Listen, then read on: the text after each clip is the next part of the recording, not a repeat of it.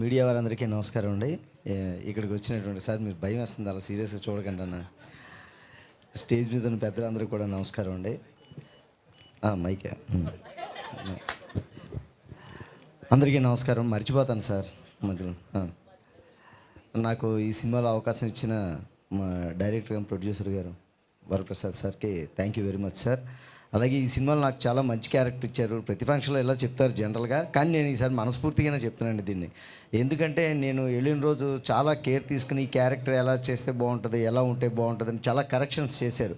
Hair style మారుద్దామా, గెడ్డ ఉంచుదామా తీసేద్దామా, మేసం ఉంచుదామా తీసేద్దామా, అసలు ఈడు ఉంచుదామా తీసేద్దామా, ఇలా చాలా రకాలుగా ఆలోచించి చివరిగా నాకు అవకాశం ఇచ్చారు. అమ్మయ్య అనుకున్నాను, థ్యాంక్స్. ఎందుకంటే ఒక పూట టైం తీసుకుని చాలా సరే ఇలా బాగుంటుందిలే అలా క్యారెక్టర్ మీద ఫోకస్ చేసినప్పుడు ఆ క్యారెక్టర్ ఖచ్చితంగా పండుతుందండి.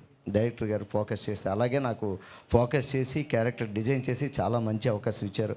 అలాగే రక్షిత్ గారు ఆ నెక్లెస్ గొలుసు పాటతో అన్ని ఊళ్ళల్లో అందరు మనసుల్లోకి వెళ్ళిపోయారు.